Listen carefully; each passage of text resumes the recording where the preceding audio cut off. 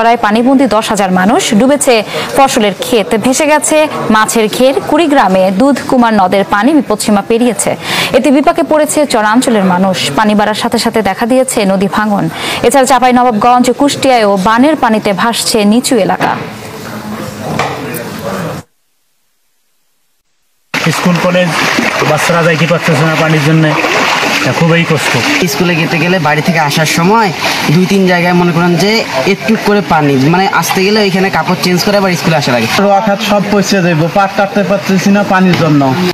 যেসব ভাঙন প্রবণ এলাকা আছে সেখানে কিন্তু এখনো ভাঙন অব্যাহত আছে। তবে গতকাল যে তীব্র আকারে ভাঙন আমরা দেখেছি, যে বিভিন্ন স্থাপনা ভেঙে নদীতে বিলীন হচ্ছে মুহূর্তেই, সেই চিত্রটি কিন্তু এখন দেখা যাচ্ছে না। তবে স্থানীয়রা বলছে যে নদীতে এখন ভাটার সময় বলে কিন্তু স্রোতের যে তীব্রতা বা ঢেউয়ের যে আঘাত সেটি কিছুটা শিথিল থাকার কারণে কিন্তু ভাঙনের তীব্রতা এই মুহূর্তে কিছুটা কম রয়েছে। তবে সকাল থেকে দুপুর পর্যন্ত কিন্তু নদী তীরবর্তী বিভিন্ন এলাকা ভেঙেছে এবং এই যে ভাঙন কবলিত এলাকা থেকে কিন্তু ভাঙন আতঙ্কে অনেকে ভয়ে বিভিন্ন স্থাপনা কিন্তু ভেঙে সরিয়ে নিচ্ছে। বিশেষ করে দিঘিরপাড় বাজার এলাকাতে কিন্তু 1 থেকে 1.5 হাজারের বেশি ব্যবসা প্রতিষ্ঠান রয়েছে। এর পাশে কিন্তু বিভিন্ন মাদ্রাসা, মসজিদ, স্কুল সহ সরকারি বেসরকারি বিভিন্ন গুরুত্বপূর্ণ স্থাপনা রয়েছে। পদ্মার যে স্রোত সেটি কিন্তু এখানকার ক্ষতিগ্রস্তরা বলছে যে সন্ধ্যা হলে যখন জোয়ারের সময় হয় তখনই কিন্তু পানির স্রোতের যে তীব্রতা সেটি কিন্তু বেড়ে যায় এবং স্রোতের তীব্রতা বাড়লেই কিন্তু এর সাথে পাল্লা দিয়ে ঢেউ এবং ভাঙনের প্রবণতা বাড়ে।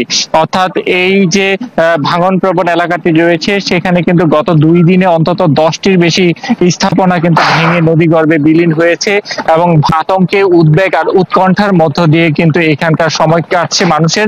তবে নামমাত্র জিও ব্যাগ ফেলে ভাঙন প্রতিরোধে প্রতিরক্ষা ব্যবস্থা নিয়েছে পানি উন্নয়ন বোর্ড, তাই জোরালো ব্যবস্থা গ্রহণের তাগিদ দিয়েছেন ক্ষতিগ্রস্তরা।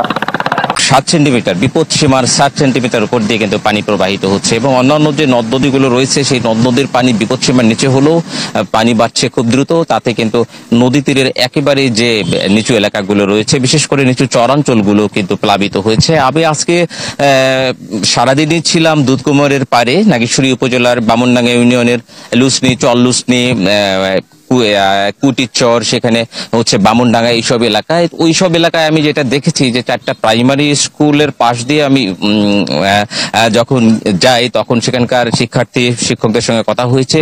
ওই স্কুলগুলো কিন্তু একেবারে পানিবন্দী হয়ে পড়েছে। অর্থাৎ স্কুলের যে মাঠ রয়েছে, মাঠের দিকে কিন্তু পানি, পাশের যে রাস্তাঘাটগুলো রয়েছে সেই রাস্তাঘাটগুলোতেও কিন্তু পানি।